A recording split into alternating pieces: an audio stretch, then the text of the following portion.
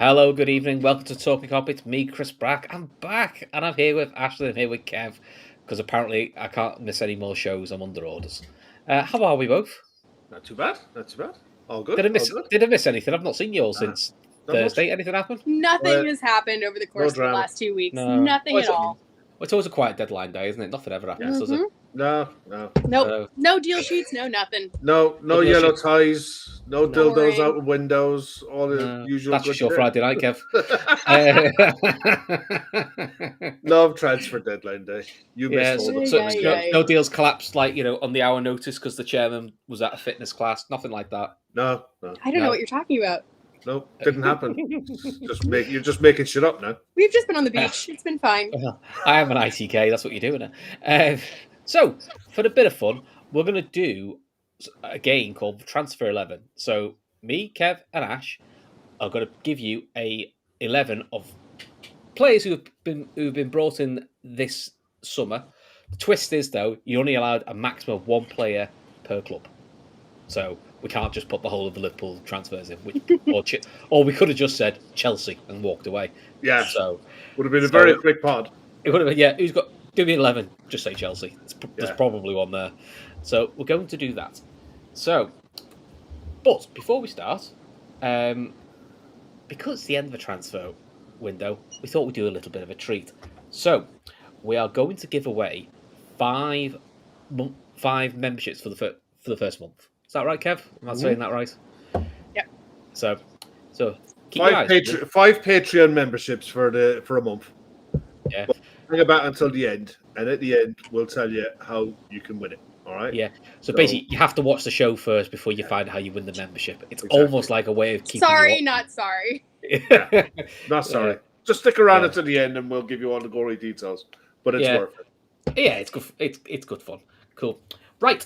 So first of all, are we all doing 4-3-3, or are you doing some funky? No, 4-3-3. 4-3-3. I kept it simple. Okay, that's good. No, there's no mat here. Otherwise, it'd be we're not playing 3 at the back. 3-5 something would have gone. So, right. What we'll do is then we'll shout positions and we'll have a bit of a discussion of who we've all picked. So, Ash, you can go first. Who's your keeper? Donnarumma. Oh. Yep. Okay. Taking Man City out of the bat straight away. I am, but I do think that he's the best keeper that's moved this window. Yeah. He's not the best with his feet, but I think overall, on balance, he's the most elite goalkeeper. I agree. I didn't pick him because there was somebody else for City I wanted to pick. So I kind of went, I want him for City, so I crossed him out. And kind of worked my way back. I did this about 3 or 4 times, so I'm hoping I got some sort of semblance of an equally balanced team. So we'll see at the end. Oh, I didn't bother with that. I just went, he looks good. I just went with that. Yeah, well. Did you run out of clubs at the end of it when you got, oh shit, I've used that club. Oh shit, I've used that club too. Shit, I can't. So surprisingly, who I used more than once was Sunderland. Really? I found myself using Sunderland a couple of times going, oh, they'll do. Oh, no, I've got a Sunderland player. Oh. Actually, to be on the quiet, I think Sunderland have had a good window. Yeah. They've got 3 or 4 players who you go like, there's 2 or 3 they've got where I go like, oh, well, he's good. You know, and I must admit, there's 2 or 3 Sunderland players I sort of opted for. So, Kev, who's your goalkeeper? I went with Kelleher. Purely and simply, I think that at £12.5 million, depending, look, I know there could be potential add-ons and what have you, but I've just went with that's the fee that we got, £12.5 million. I think they've got a hell of a deal. I think bang for buck, he's as good as any keeper that's moved this window so far.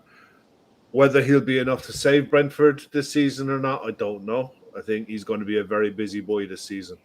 But that's that. I just went with him. Look, there were other ones that moved as well. In fairness, by the looks of it, the keeper that United just signed at the end of the window, it's highly thought of, isn't he? Very highly rated, 23 years of age. A lot of pressure going to be on him. But haven't they kept all their keepers?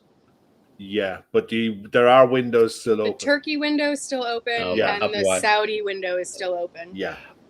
By the way, have you seen that Steve Bruce clip? I think the Anfield Rap music where he just goes, really awkward. That is definitely going to be Martinez going back to Villa, who apparently sat the whole of deadline day in the Villa training ground, waiting for the Man United call to move to Man United, and it never came. I do not feel bad for him. He is such a class A dick. Like he's just like he really is. I don't feel bad for him. The keeper has to be Marco. I did think about him. I did. I just don't know enough about him. No, it was just because that's all that the manager could say. I did toy with the United keeper because I had read he was highly thought of. I went with Kelleher, partly because I thought, well, we know he's pretty decent, and there's nobody else bright spot that I thought was any good that made me want to go, I'll pick them instead. So I thought, so it kind of left other teams open for me. So that's why. I'm like you. I actually went with Kelleher. Okay, well, what we'll do then, right, is for our overall team, we won't narrow it down to one club. So we won't what? We won't narrow it down to one club when we pick our combined 11, because that's. But so we'll say of the three players that we've picked. Well, we'll end up with like a Liverpool super team at the end, but that's maybe, and hopefully by the end of it, we'll have an 11 of players who've transferred, who just are really, really good. It's probably like when I think it'd be like when you see Carragher and Neville do it, where they go like, there's of their 11s, there's 5 they've both picked, and then there's the areas where they've differed a little bit. But I don't think there's any doubt that Donnarumma is the best keeper to have moved in this transfer window. Yeah, I agree. I don't see any keeper better in world football as what he's good at that's moved. So we agreed we'll go with Donnarumma as our keeper for the overall. Well, let's go for the rest of it. You write them down, Kevin. We'll go from there. You can do that as well as producing. You're not busy. No. So while Kev's writing down, who have you got for your right back, Ash? So I went for Michael Coyote at Brentford. He's the one with the really long throw. He was on loan at the tail end of last season. He's fit in really, really nicely with their defense, and then he signed permanently this summer.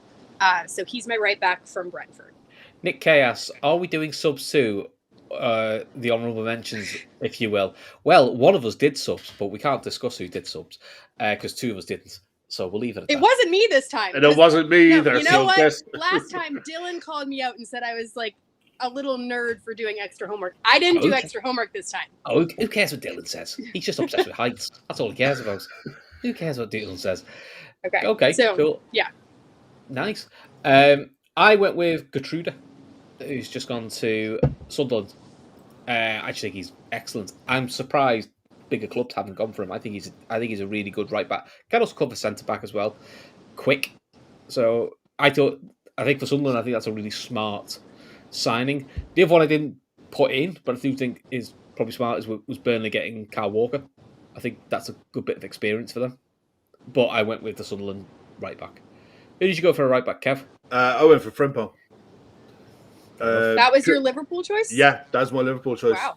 Because I just think that given the position that he's got to fill and given who he's replacing, he's got a mammoth job on his hands. Let's just not kid ourselves and muddy the waters on who he's replacing and how vital he's going to be. And I think at £29.5 million, I honestly think he's going to show to be a bargain. From what we've seen so far in pre-season and at the start of the season, lightning quick, great reactions, defensively very good, and he's got the instinct and the engine. Better than we thought. Better than reports were making out, I would say. Exactly. I think defensively he's going to be a very, very good right back. But yeah, when it comes to some of the other Liverpool players, I could have gone for the low-hanging fruit, but at the end of the day, I want to see the low-hanging fruit play for us. I just think personally, Frimpong, for the money, I just don't think you can go wrong. I think for Liverpool, there was more. There's quite a lot of low-hanging fruit. So so that's all right. That's one Liverpool player I wasn't quite fully expecting. So that's a nice surprise. Right, left back. I have gone for Bournemouth left back. I think is it Truffert? I don't know how you pronounce his name. He's French under 23 international. The Kirkes replacement. Who I thought was excellent. Wait, I thought we were doing right backs. We've done the right backs. Oh, have you not done yours? Sorry, Ash. No, who was yours? Sorry, who was your right back? Gertrude from okay. Sunderland. Sorry, okay. Go ahead. And Continue. I went with just missed that. That's all right. So I've gone with Bournemouth left back because I thought he was excellent at Anfield, and from what I've seen at Bournemouth, he was really good against Tottenham as well. And again, for him, big shoes to fill because Kirkez was a mainstay there, and I thought he just looks just slotted in, does exactly what you need a left back to do. I think he's decent defensively, I think, and he loves to get forward. So I quite liked him. I thought he was a smart signing. Very Bournemouth. Kev, who's your left back?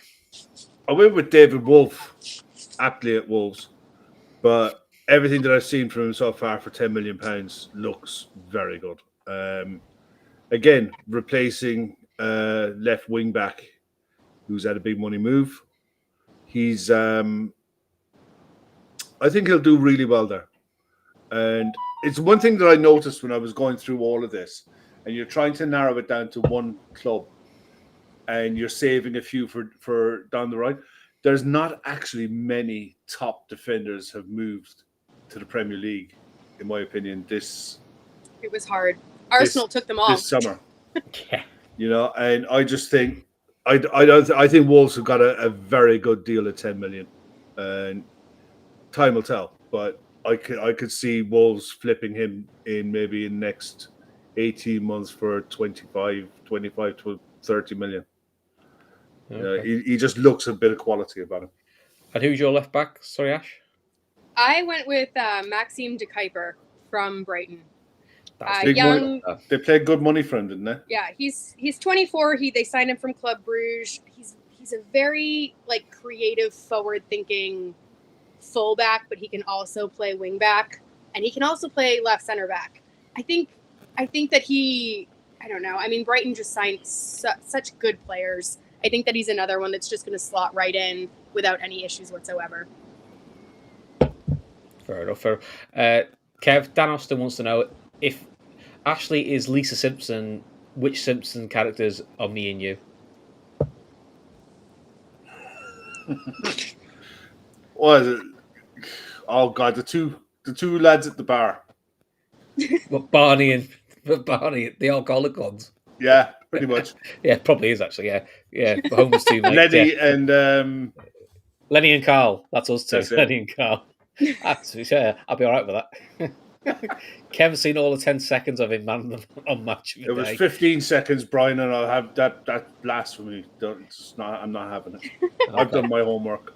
Yeah, of course you have. Speaking of your homework, Kev, who is your centre-back partnership? Partnership? Yeah, Okay. give us both of them. All right, I went with Tadibo at West Ham. Like what I've seen of him last year. I think he's going to be I think he'll be a decent centre-back for him. And the other one that I went with was Mosquera, Arsenal. I think I was really impressed with him against us. The fact that 4 minutes into it, he comes onto the pitch for his debut away at Anfield. Didn't look out of place, did he? Did not look out of place once. I thought he was very, very comfortable on the ball. Left-footed centre-back playing on the right-hand side. I thought he was very good. You don't see that very often, do you? No, you don't. Again, another one. Good age, £13 million, rising, I think, somewhere around 17 to 20 maybe. But I think that he could be a very, very good centre-back for them in the next couple of years. And look, if it was the roles reversed and we were throwing Leone into that game after 4 minutes, and he could come out and put in a performance like that, we would have been waxing lyrical about him after the game. So yeah, I think he was probably one of the bright sparks for Arsenal in that game at Anfield. I'm looking forward to seeing how he gets on for the season, to be fair. Okay. Right, I'll give you my two centre backs. As you may have gathered, I'd done all the other positions and left centre back to the end because basically I was like, oh shit, who's left? Because I don't really get excited by centre backs. So I went with the lad from Newcastle. Is it Thor? I think it's pronounced Chow. Him, got him, and Hatto, who is a left back or a centre back. Not very tall, so Dylan's going to be upset. Haven't seen much of the Newcastle guy, just more what I've read about. I have seen Hatto play a bit for Ajax. You know, he's mainly a left back, but he's definitely one of those ones who's going to be progressed into centre back. I think Chelsea are going to use him as centre back as well. If I'm honest, I picked them two because the other centre backs from other clubs, I've picked other players. So it was a little bit of what I was left with. I did Yeah. toy with the West Ham guy, but I went with them for a bit of variety.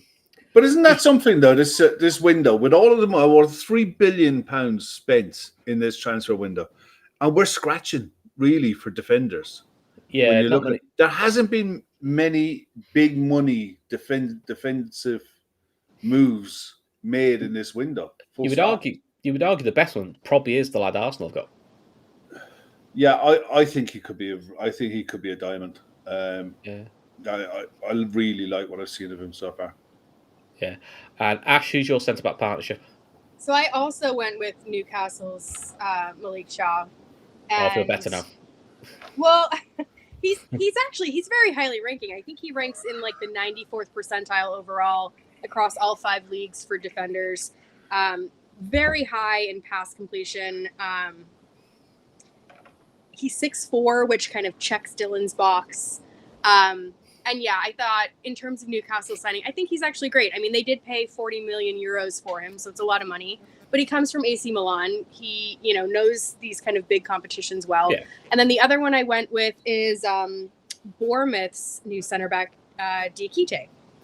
I thought he looked really, really good when we played them the other day. So his first name is, I think, Bafode Diakite. Yeah. He was the one I toyed with, but I'd already got the left back. So I was like, no. Yeah. Yeah, I played around with their left back as well. I mean, he looked like he had played with them for years. And you saw in the Spurs game, again, just doing a really good job of closing down some really dangerous attackers. So I didn't choose Mascara because I have another Arsenal player further up. And it was really, really difficult because it was like I wanted to put in Hincape and I wanted to put in Mascara. And like they chose so many defensive-minded players. But anyways, I went with those 2. But that proves your point, though, Kev, doesn't it? Between the 3 of us, we've done 3 different centre-back partnerships and we've only got 1 match. Yeah. I think Guehi would have been kind of a shoo-in in this category in terms of high quality center backs moving, because there just wasn't. No. Like, and none of them really are like starters for big 16s. Yeah. Well, maybe we'll do one in January and we might have a January team. You never know. Yeah. But worry about that. Right, Ash, stick with you. Okay. Who's your midfield 3? My midfield 3. Okay. Again, I went for balance here. I went for Paulinho from Spurs at DM. And then I went with Grealish from Everton and Eze from Arsenal. Because I think that Eze is going to be played further back eventually in, not necessarily in place, but in rotation with Odegaard. Okay. Interesting. I have 2 of your players, but I put them on the front line. Okay. But they're those sort of players that you could play them either place. So Yeah. that's where yeah. I would have had them apart from the fact that neither club has an obligation to buy them at the end of the loan. Yeah, big. That's not part of the rules, Kev. I don't think that was part of the rules. Literally is, because I literally put it in the WhatsApp group. No, Well, said, no, I think you said that's what you're doing. And me and just ignored you. It's fine. It's fine. Yeah. I don't blame you, because I'll tell you, hand on heart. He moved it. They all moved this summer. Hand on heart, I think Paulinho is a diamond of a signing. It's what Spurs need. Yeah. For all the attacking players, because again, Spurs, I think have had a good window, but they needed that anchor with all the attacking flair they bought, and they bought a lot of attacking flair, which I think will suit the way Spurs want to play. Ashley's got a really balanced midfield there, because with Grealish as well in that free role, and he's started with Everton. He's 4 assists. Is it 4 assists in 3 Prem games? Not bad, is it? Yeah, he looks really good. Yeah, he just looks happy. He just looks like he's been told, enjoy yourself a little bit more. Yeah. Sometimes that's all footballers need. It's just a little bit of freedom. Yeah. Doesn't always have to be as rigid, but we'll see. Kev, who's your 3? I went with Habib Diarra from Sunderland. Mm-hmm. Reinders at Man City. I knew you'd go for Reinders. And Stack at Leeds. He's looked good. He has looked very good for £18 million. He's looked very good. big, tall, rangy, box-to-box centre mid. Looks like he's got it all. You know, he looks a really, really good player. Reinders, I think, is a top-notch centre mid. I think he's got to need time to bed into the league, but you know they paid good money for him, to be fair. And the thing is, where I would look at him is him and Florian Wirtz are going to be compared to each other quite a bit. And I think, look, for half the money, yeah, he's older, but he's a very good player. And Habib Diarra is Sunderland's record transfer, £30 million, big money, big chunk of change, young player, French underage international, plays for Senegal now. He's about, I'd say he's about 5'10", but I think he's going to be. I think if Sunderland stay up, I think he's going to have a very big say in it. And I think a lot of people are going to be talking about him in May if Sunderland have a reasonable season.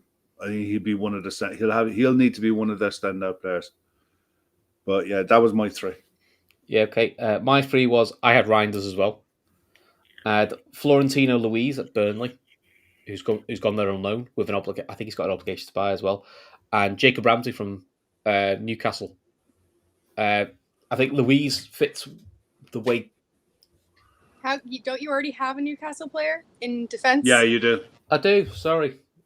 Oh, Sorry. Look at that. Right, who's the midfield? Oh, And he was the one who's got the subs. I know. Yeah, I know. pull one of the subs off the bench here, Chris. I know. I'll have to do James McAtee then. James McAtee instead of Jacob Ramsey. Ah, well. Sorry. I knew I was struggling one. No, it's a good shout. I'd forgotten that one. Yeah, go with James McAtee. I mean, they were the two I flipped between. Yeah. The other two, Reinders and Louise, were shoo-ins. So McAtee, I think he's a good player. When we saw him in the 21s, he just needs minutes, which he should get there, and he puts a bit of pressure on them in the attack.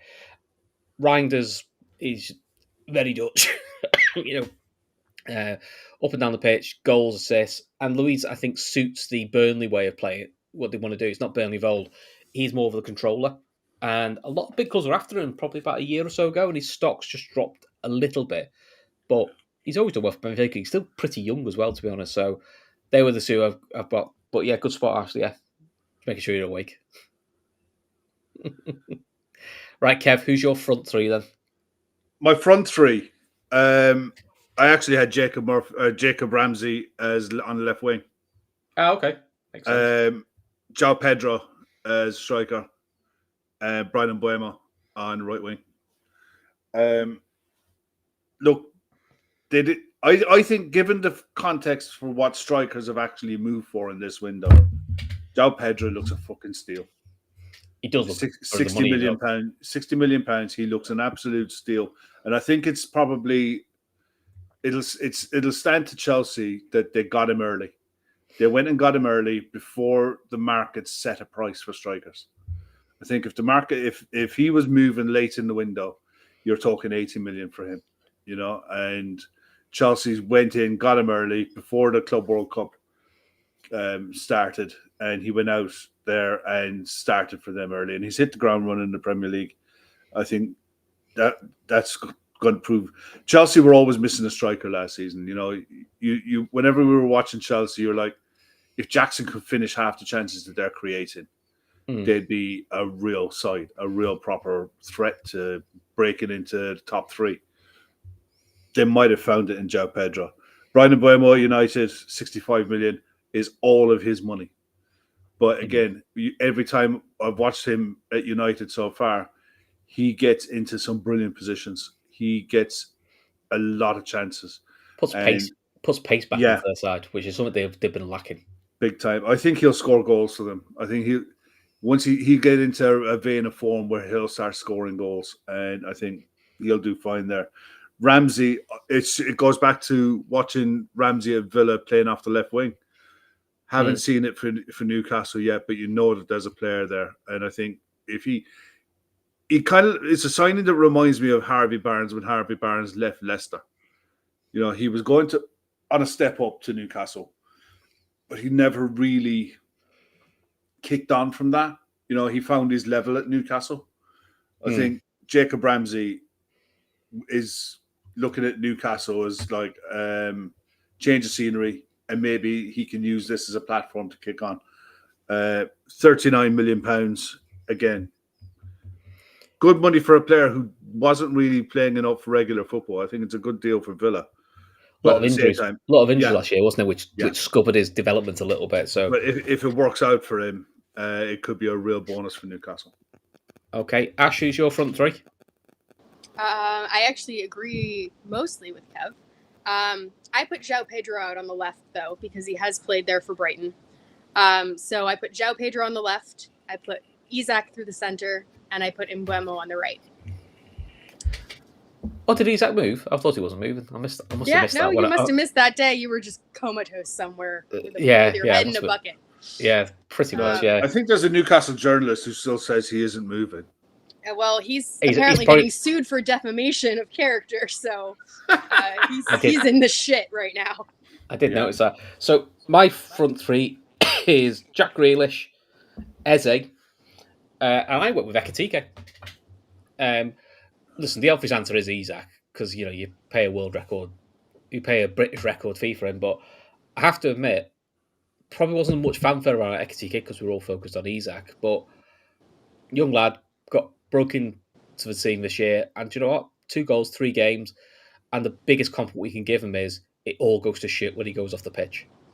That's how well he settled in, I think. As soon as he goes off the pitch, we all go, we got no focal point here. It's just not the same. I think he's got used to the rough and tumble, and I think what I liked about him was the Newcastle game where he had Tonali and Joe Linton pushing him round, trying to wind him up, and he just smiled and just wandered away and sort of went, yeah, okay, whatever. I just say, I'm not playing this game, and he did things at his own pace. Like how he takes his shots on, doesn't rush anything. So I just think credit where credit's due. The right answer probably is Isak, but I just went with Ekitike is I'm quite happy with how he's done in the first 3 games. And then the front three is Eze. I just think he's great. I've always liked Eze. I've liked him at Palace. Unfortunately, he's now at Arsenal, which makes me like him a bit less. And to be fair to Jack Grealish, Kev, me and you said at the beginning of the summer, this is either going to be the Joe Cole where it goes to shit, or it's going to be, one of those brilliant signings. And at the moment, he just looks happy. He looks free. Creating stuff. He's moving around. He looks a bit like at the moment Jack Grealish we saw at Villa. Now it's 3 games, so we'll have to see how it goes in the next 6 months' time. But early signs are it looks like a really smart move. And who'd have thought the person to free a attacking player would be David Moyes? You wouldn't have said that, would you, a few years ago? Who's getting the best out of Jack Grealish? It's probably David Moyes. You wouldn't really. I feel like it's kind of like Paqueta, though. Like he had that similar player with creative flair in Paqueta, and just allowing them to have that freedom. Like the biggest issue with Jack Grealish is just that his wings have been chopped because of Pep's kind of discipline. And I just don't think that's who Grealish is as a player. Like he's always just been kind of play off the cuff, and that's where his moments of brilliance come from. And I think that kind of seems like the whole Moyes thing right now. Like I was listening to someone talk about it today where he's kind of signed a bunch of sort of like techie, young, technical players. Like even like a Dewsbury Hall it's a really good buy for Everton, I think. Yeah. His name came up in the chat there earlier on a few times. And it is, Chelsea paid good money for him, and the manager Maresca brought him in because he knew him from his time at Leicester. Then just didn't use him. Which in turn could probably be a bonus for Everton. The fact that he's going to go to Everton now, he's fresh, ready to play. Less likely to get injured. The thing is with Jack Grealish, I think the only thing that you look at David Moyes is having the experience now to just let him go and be himself and let him go and play and almost cover for him defensively. And it could be the making of him. It really could. Yeah, I mean, for him, it's World Cup year. He missed out on the last tournament, and there's a few big injuries at the moment. Maddison, who probably took his spot, isn't going to make the tournaments in the summer because of his ACL. So he might be looking at trying to use this platform to get himself back in an England reckoning. You know, little things like that is what they need.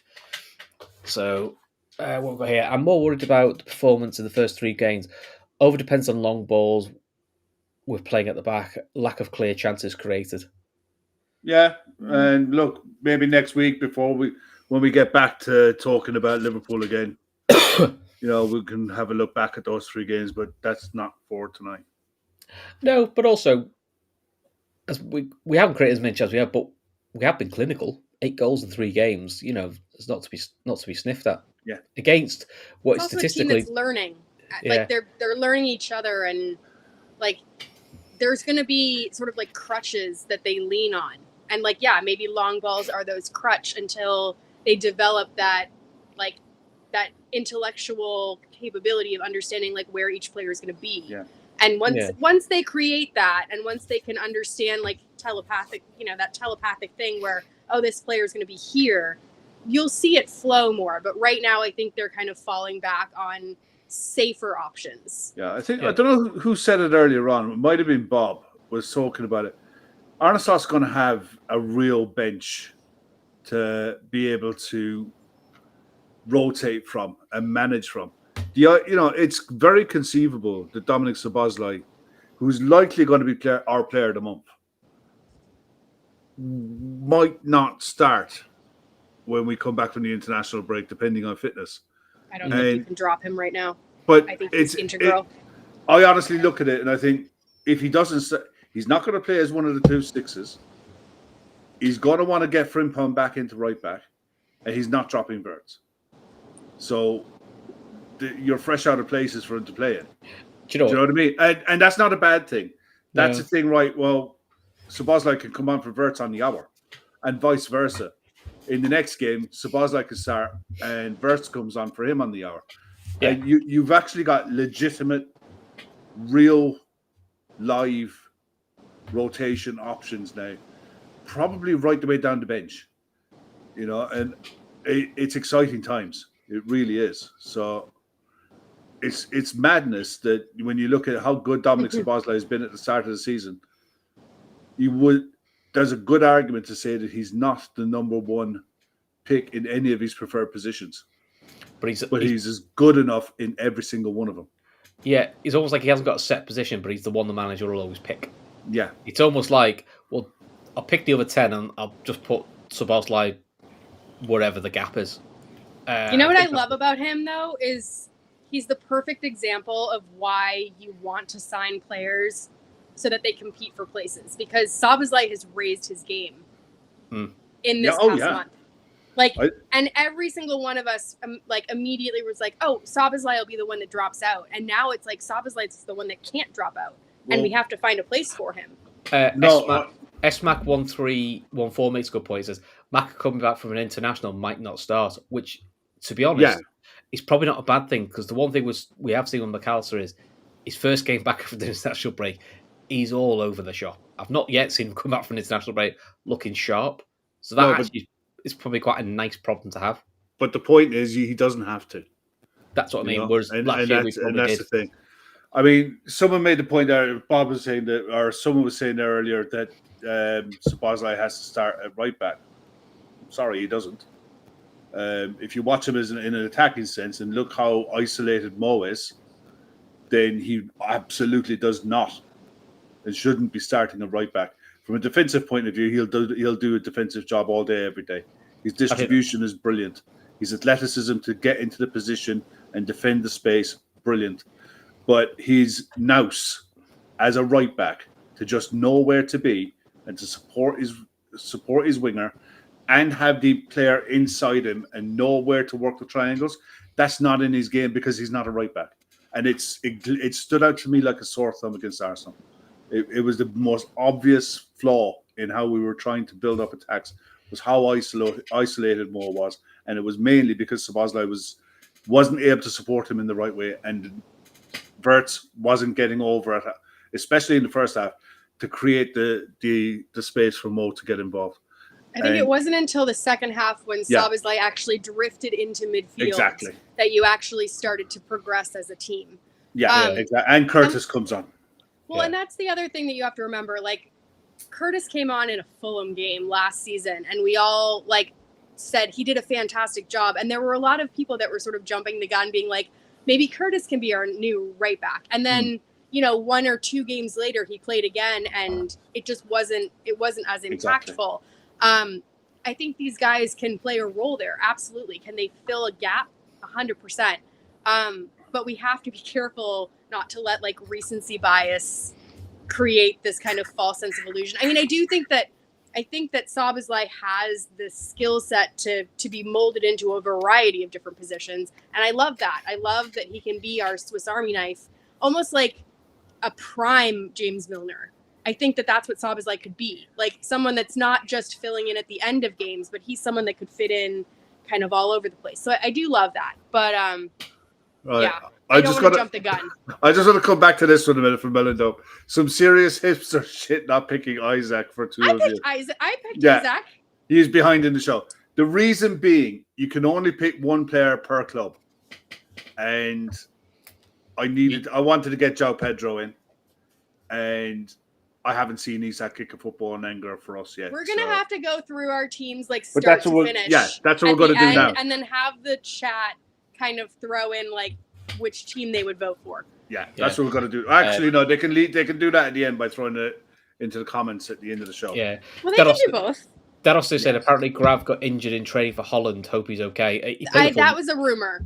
He played a full 90 minutes tonight. So that was a rumor from someone who's, I don't know, I think his name was Pricko or something along those lines on Twitter. So it was, as far as I know, a scam. Yeah, probably. So, nothing to worry about. He did play 90 minutes. Yeah. So there were a lot of people that got scammed by that, in fairness. Yeah. So before we go, we picked our 11s. We'll go through them at the end of the show. In terms of players we haven't picked, any other big moves where you've gone that's a smart sign? Your feeling of the transfer window in general, not who's won it, but kind of who you think's done well, added to the squads really well. Who do you think has probably left themselves a bit short on paper? I mean, I think Arsenal has strengthened across the board. I've said this before, I don't think that many of them are needle movers. I think a lot of them are squad, really solid squad players.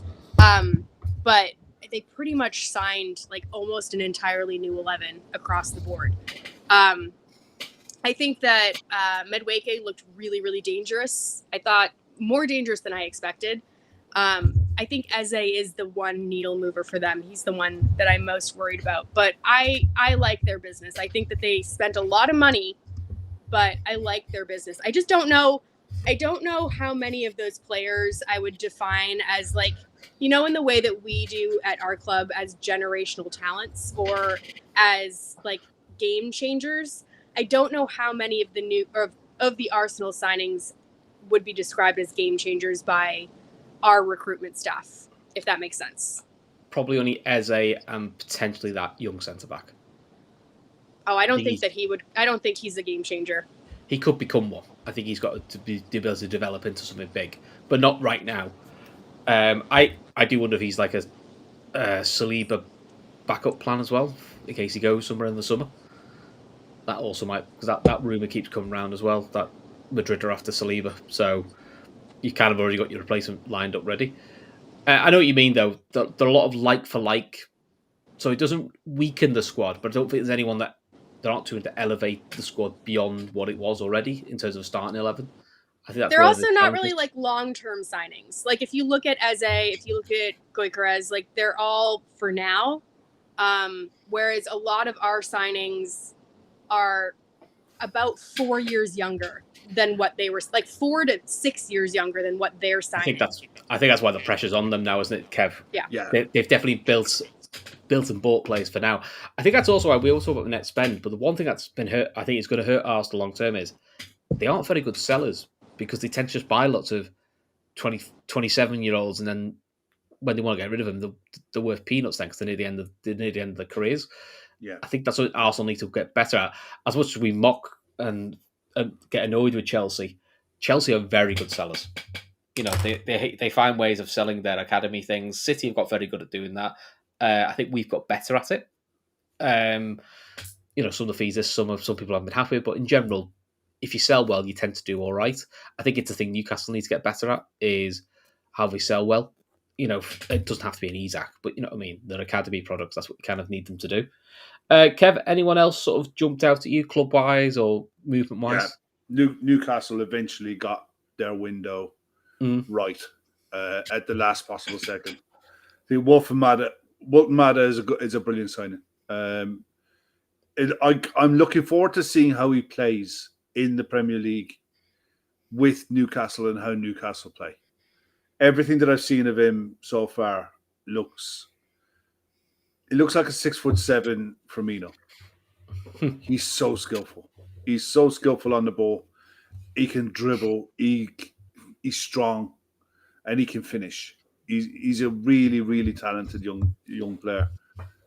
And I think the other signings, Elanga looks a chunk of change, but good. Ramsey, really impressed by it. Thought the centre back, we'll see. So far, he looks good. Spurs, Xavi Simons. He's been banging around the scene now for a while. I want to see if he can make the step up to the Premier League, or is he another João Felix? You know, he looks so skillful and he's got quality on the ball. But is he going to be what João Felix was when Atletico Madrid signed him for what was a ridiculous 135 million fee or something stupid like that? Is he going to be a player like that, or is he going to come in and set the league on fire? He's got a great manager to help him. He really does have a great manager to help him. There's been some really good moves. It astonished me actually when I looked and seen how much money actually was spent in the Premier League this season. Because even like Kolo Muani, he's one of them ones that he's been at PSG, he's been at Juventus. He now needs to sort of like kick on again. Because I remember you and me watching him in the World Cup final against Argentina, and he looked a handful in that World Cup. He thought, there's something about it. Oh, he's a PSG lad. Oh, this will be interesting. Hasn't quite kicked onto the hype, so this might give him the opportunity. Same with Kudus. This is his big move. I think he's ideal for Spurs with the loss of Maddison to his ACL, and I don't think Kulusevski is going to be back until November time. Yeah, so we'll come back to Champions League because we'll talk. There's a few interesting players not selected for squads. On the quiet, I think Sunderland have had quite a good window. Especially seeing they loaned a player from Chelsea, and within 2 weeks, Chelsea took him back. So they went and bought a lad from Ajax, which I thought was quite handy. Brian Broby. Yeah. They had to go get him because Chelsea took their forward back. Yeah. Dante makes a point there. No one's talking about Igor Jesus at Forest. Libertadores champions, started 9 games for Brazil. 35 million package with 3 other players. They've signed a rake of players from Botafogo. We all know why. Forest lifts. Can we talk about that for a moment? Yeah. There's something going on there that needs to be spoken about because Marinakis doesn't own Botafogo, but he's in a partnership with John Textor, who does own Botafogo. And he's the guy that owns the Eagle Holdings. So there's a lot. Yeah, and Marinakis wants to add Botafogo into his multi-club model. Yeah. So it's exciting that this player is going there, but it's also very dangerous because we're again kind of meddling with these kind of shady dealings. It's like the Blue Co, isn't it? Well, because they're outside of UEFA. Chilwell going to what is it? To Strasbourg. Strasbourg, that's what it is. Sorry. We're getting into a really kind of messy situation here. And I don't mean Messi the player, I mean Messi sloppy. No, at least with Strasbourg, it's in UEFA. It's under the UEFA umbrella. With Botafogo being with the Libertadores in South America, it's a completely different governing body. So you're almost looking for FIFA then to step in to the club game, and it's not a place where they're comfortable. They tend to try to leave it to the confederations as much as possible, and the multi-club ownership. I think the governing bodies need to get a real grip on this because It's there to be abused, and you can see it happening. I mean, the idea that Blue Holdings, Chelsea's, Yeah. were actually listed as signing players. That's what I mean. The lad from is it Brighton? Yeah, it's Enciso. Yeah, he's actually signed by Blueco, and then he's gone to Strasbourg. And then he's going to go to Chelsea. But I'm like, you and me both went. Is that not third party ownership, which you're not allowed in Europe? Well, this is it. How are they? I don't know how they're skirting around it, and they must be skirting around it some way, shape, or form. Yeah, it's all a bit. Yeah, David T makes a point. The Mackin, lots of signs of the Mackins, lots off to AFCON. Yeah, but it's only for 6 weeks. They'll just have to cope with it. And the one thing you'd say about January, once the Christmas January fixtures is up, there isn't actually many league games. No. In January, there's FA Cup, 3rd and 4th round, League Cup semi-finals. There's 2 Champions League games. There might be 1, maybe 2 Premier League fixtures in January. Yeah, Red Steve said I don't think it's going to affect them that much. I mean, they're not going to be fighting for 1 point at the top of the table. I mean, I don't think so. That would blow my mind. But I think that they'll actually be. I mean, given the progression that they're on so far, I think they'll actually be pretty comfortable by then. I tell you one thing. I think the bottom of the Premier League table this season, you could see a really reasonable points total needed to stay up this time. That would be refreshing. But in turn, that could mean real gaps at the top. You could see a situation where the top 2 or 3 really break away, and then 4th, 5th, 6th, 7th, even 8th get condensed into a mini league table of their own, and then you'll have the rest. Especially if the bottom 3 pull up towards the sides that are, 4th from bottom and up, which I think is going to happen. I think you could have a real proper relegation battle this season that could go all the way. But I honestly think you could see 2, maybe 3 sides pull away from the rest very early doors. Maybe within the first 10 games, you could start seeing gaps. Yeah. So let's talk about Champions League, because Chelsea loaned the lad from Leicester, Facundo, is it Buonanotte? Yeah. Who 2 days ago said, I'm looking forward to being at Chelsea. To play in the I'm so excited to play in the Champions League. Champions League squad came out. He's not been selected, which felt like a bit of a shock to him. I don't think he saw that coming. Liverpool, the only notable absence was Chiesa, which, look, I didn't realise until Ashley corrected me, is Rio Ingamona's not classed as homegrown yet. Only can't put on the B list. You have to do 3 years in 3 years between 15 and 21, so he's not old enough to actually qualify under UEFA's rules. To be on the B list, yeah. So he'll be on the B list next year. And I think someone said in 2027, I think it might be yourself actually, in 2027, Leone is technically classed as homegrown then. Yep, which is why we were hesitant to send him back on loan. So there's a few that are going to be homegrown soon. Obviously, Guehi was a loss in that department. But that's probably why we're looking at him, because he and that's also why long-term there's rumours Liverpool have been linked with Rodgers from Villa. Yeah, Rodgers, Wharton, there's a bunch of kind of homegrown guys that are in that category.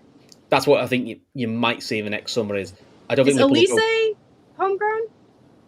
Does he count? He should be. I think he should be. I think he was at Palace long enough. Because he's another one that we're linked to. So yeah, it seems like a lot of homegrown players. Yeah, but it makes sense. Whereas, look, the summer we've had it's been exciting. It's been fantastic. Ashley's still got to do another 27 shows on all of our deep dives for the signings just to keep her busy. We will get to that. I promise. There's just a lot of shit going on. Oh yeah, Elise AP from 2019 to 2021. He was at Reading, and then 21 to 24, he was at Palace. So, so we've been looking at a lot of them. But I do wonder if maybe that might be a thing next year, which is like Liverpool may just go big on one player, say it's Wharton, and that's it. And they go, we're just going to do that because with doing that level of investment, you shouldn't need to tick over. I'm just going to leave this there. I'm really sorry, Red Steve. The ladies in the chat, and you can, go I don't have any kids, so I can't speak on this. but I've been in the room. Sure, you're effing wrong. I've been in the room. Trust me, I would never say that to my wife. Never in a million years. And sleep? No, hell no. If you said that in front of your wife and you planned on sleeping, Listen, I'm looking at my shoulder in case you read it thinking I put it up. So can we take that down for Kev? You, me get killed. Yeah, you guys are going to be in the doghouse. We're going to be in the doghouse. Well, no, it's Steve's in the doghouse, not me. Thanks to Red Steve. Not bad. Oh, look at that, Steve. You're making me swear now. So, and I think Spurs. There's a few for Spurs that were in there. Yeah, I can give you that list. Give me a second. I'll pull it up. Yeah. Now, admittedly, I say there's quite a few, but when you look at them, like Madison, Kulusevski, they're not going to be fit. There was more than you'd think, though. There were definitely some notable absences in there. And Basuma, there's definitely been a falling out there with Thomas Frank because he got dropped from the PSG squad because he was late, and we haven't seen him. I think he's barely featured for Spurs since. So there's definitely something going on. I was actually surprised Basuma wasn't sold. It felt like he'd done a bit of a Saka with Klopp with Thomas Frank. It just felt like he's got off to the wrong start with the new manager, which is never a good way to go. I think for Newcastle it was just Lascelles and John Ruddy. John Ruddy's like third choice goalkeeper, so fair enough. And Lascelles, he's just back from a long-term injury, which sort of makes sense, really. So it was Dragusin, Takai, Basuma, Kulusevski, Madison, and Tell being the one that was the surprise exclusion from Spurs. Because outside of Tell and Basuma, the others are all long-term injuries, aren't they? Isn't Dragusin ACL? I feel like he's... I feel like he has a knee injury. I don't know if it's ACL, but so I feel like it was Tell that was the one. See, they've just turned him permanent. That was a bit of a surprise. But again, it might be a Liverpool situation. I think they had the obligation. I think there was an obligation to buy him. Yeah, but what I mean is it might be Liverpool. They haven't got enough non-homegrown slots to fit him in. I think the other two notable ones is Arsenal decided to include Max Dowman over Gabriel Jesus. But again, isn't he out till October, November time? I'm not sure what the date is. He's out for a while. He's out for a while because he's an ACL as well, so that sort of makes sense. They might swap that later. And then the other one was Sterling out of Chelsea. Yeah. Which makes sense. Yeah, I'm surprised. I still wonder how Chelsea get around this wages to turnover thing because they've got loads of players like Sterling who he's on big money and they're not going to pick him, but obviously they're still paying him. I don't know. I mean, they sold something like £350 million of players. They sold better than anyone else over the course of the summer. They did better than us. So they just somehow found a way to get like £40 million for a bunch of players that have never showed for them ever. Davey T confirming Lascelles is back from injury. He's also crap. Okay, I mean, that also could be a factor as why they haven't picked him. He's just not very good. Cool. Right, let's talk about our competition. Before we do the competition, there is, as you can see, a QR code on screen. So if you click on that, that'll take you to our Patreon page. So you can try it free for a month. And if you don't like it, no worries. But if you do, I think you'll love it. But you can like and subscribe. But what we're going to do is we're going to give away 5-month memberships for everyone for free. So what you need to do is you need to email talkinkop1@gmail.com with the answer to this question. Which member of Talkin Kop once set fire to their hair on an end-of-season trip to watch the Reds? Don't spoil it in the chat. Don't spoil it in the chat. It's been mentioned enough times, so you should know who it is. So you just need to email talkinkop1@gmail.com and then the answer to that question, which is, which member of Talkin Kop once set fire to their hair on an end-of-season trip to watch the Reds? And just for anyone that's listening, Talkin Kop, there's no G at the end of Talkin, so it's TalkinKop1@gmail.com. Yep. And then what we'll do is all the right answers, Gav will then at random pick 5, and you'll be emailed and be known that you've got a free membership for a month, so you can see all of our behind the scenes stuff, which will be grand. It's a great month to do it. Someone's put Keith. I'll give you a clue. Yeah. We don't want to give clues. We don't want to give spoilers. The spoiler is if it's Keith, I really wish I was If it's there. Keith, it might be his eyebrows. We don't know. We didn't specify hair, nose hair, eyebrows. It could have been anything. Oh, okay. So,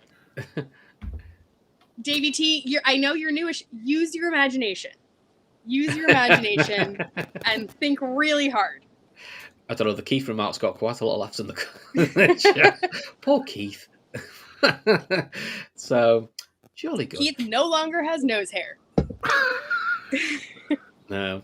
Anyhow. So before we go, so any other business for us? So if you're out in Anfield, you can still buy tickets for the women's derby, which is at Anfield this Sunday midday kickoff. If not, it's on the telly, so you can watch that. I will be there with my daughter in the Kop. And the women have had a great today. It's actually transfer deadline for the women, and we've signed four women in one day, which is quite impressive. So that's a more busy transfer final day than we had. We've got the left back who we had loan from Chelsea last year. Right back, sorry. She was good. We've got this new Swedish striker who I think last year did 9 and 15 in the Swedish league. So that's good. And then we've got a couple of players on loan. Young Barcelona centre back and a fullback from City who used to play for the previous manager. So I think it's somebody he knows. She's just coming back from injury, so she needs game time. But it's someone the manager knows, it's someone he signed when he was at City, so that sort of helps. Truthfully, I think it's going to be a tough slog for Liverpool up until January transfer window, and I think that's then where you'll probably see a lot of the Olivia Smith money spent because of delays in getting in a new head of recruitment and a new manager midway through the summer. Yeah. So, but listen, it's all fun. Be good to watch. So if you can get to the game, just go on the website. You can buy it. If not, watch it on the telly. So be a laugh. Some football to watch this weekend. Derbys are usually good. Yeah. Well, they're not actually. No, they're not, Kev. No, they're not good for Liverpool. No, not good for Liverpool. We always fucking lose them. Yeah. But in general, they are good games. They are good games. There's always time for things to change. Should we run through those squads one more time? Just yes. So we can, go on then. Let's go with yours first. Let's run through them, and then in the chat now live, but also if you're listening afterwards, let us know in the chat down below which of our three teams you think, I guess, has a better shot of winning anything. Okay. Who wants to start? You. Oh, me. Okay. All right. So starting at the back. Again, so the rules are you can only have one player per team. So that's why we didn't all pick Liverpool players. Just so people know we're not actually insane. We know that Liverpool signed a bunch of good players. Red Steve, right. I'm not putting that comment on screen. You're gonna get me divorced. Yeah, I don't know. I'm not even gonna read that. Okay, back to the list before we go off on a tangent. Goalkeeper, Donnarumma, representing City. My back four, Michael Coyote from Brentford, Malik Chow from Newcastle, Bafode Diakite from Bournemouth, and Maxim De Cooper from Brighton. Midfield, I went with defensive midfielder as Paulinho from Spurs. And then I did two attacking midfielders in Eze from Arsenal and Grealish from Everton. And then up front, I did João Pedro on the left wing. I did Isak from Liverpool as our center forward. And I did Mbeumo on the right for Manchester United. Okay, I'll give you my team then. I've got Kelleher from Brentford in goal. I've got Gertrude from Sunderland at right back. Truffert from Bournemouth at left back. Chow and Hato from Newcastle and Chelsea as two centre backs. Midfield, I've got Reinders from City, McAtee from Forest, and Fiorentino Luis from Burnley. And then my front three is Jack Grealish of Everton, Ekitike of Liverpool, and Eze of Arsenal. Kev? Yeah, I went with Kelleher and goal from Brentford, Frimpong, Mosquera, Todibo, and David Wolf as a back four. I went three centre mids with Habib Diarra at Sunderland, Reinders at Man City, and Stach from Leeds. On the right wing, I went with Mbeumo. Through the middle, I went with João Pedro. And on the left wing, I went with Jacob Ramsey. Okay. Red Steve says, in the bag, Ashley. Yeah, 100%. So, do you guys know how to put up a poll? I don't know how to do that. No, I don't. No. Okay. No. Sorry, Madge. It's a really good idea, I- but we're not technically savvy. I just about to know how to turn my laptop on. Let's not go too techy. So, right before we go, Kev, anything from you? Yeah, something that James Pearce put out earlier on about the academy getting a £25 million upgrade coming up over the next 12 months. It's a brilliant investment in the club. Apparently, they've copied Roma with the academy build. It's given the amount of money that we've recouped from academy sales over the last 2 years. I think seeing the club reinvest money back into the academy is only going to be a massive benefit for us going forward into the future. So yeah, I just think that was a really good bit of news to come out today. Cool. Ash? No, nothing crazy. Nothing crazy. No. Anything dull? I did see something today about Kwanzaa, which was talking about how part of the package that we set up for him actually included a really specific buyback package where like personal terms and everything were already situated with Kwanzaa. So unlike some of the players that are sort of loose with buybacks and things like this, Kwanzaa actually has like a really particular package set up. So I think it was Lewis Steele that was talking about it today. He was talking about how more than any other player that we've kind of done this with, Kwanzaa seems to be set up really for that buyback to take effect, basically, and that he didn't leave because of lack of belief in his ability, but more because he really needed that game time to develop. Yeah. So I just thought that was an interesting development with him, and that, you know, that might be something that we're looking to do with more players, like really, you know, rather than having them hover in and around the loan system and things like that, or stay behind, we might look at this kind of very deliberate buyback clause going forward. And I think that makes a lot of sense for Kwanzaa. Yeah, I think the one so, thing yeah. I'd say, I saw Ange Postecoglou linked as Oh. potential Leverkusen, I did see that. Yeah. Yeah. If he is, Buy then him back now. Kwanzaa is gonna, you know, I've no that would be hamstrings left. interesting. Kwanzaa's gonna It's have not a no good left. match for him. No, definitely No. not. He's No. no Mickey van der Ven. No, 100%. But yeah. Anyway, So are we all set? yeah, on the happy note, don't forget to think like, so. subscribe, and hit the bell icon, because we'll have loads of shows on over this transfer window. I'm sure there'll be a draft. I'm sure there'll be some other behind the scenes stuff. I don't know. We might even do a forward thinking. Actually, we haven't done one of them for a good few months, so we might do one of them again. So yeah, and I'm sure that you know, there's been some good chat in here about like the first 3 games. I think it'd be great for us to sit down and really do a deep dive on you know, things we've noticed and certain players that have maybe impressed us or not so much, things like that. So really kind of dissect that in more detail, and we definitely will do that going forward. We still unfortunately have about a week of time to fill with you know, this sort of fluff before we can get back to the real football. But yeah, we'll get there. cool. Right, until then, On that note, all set. take care. See you later. Take us out, Kev. Good night, Kev.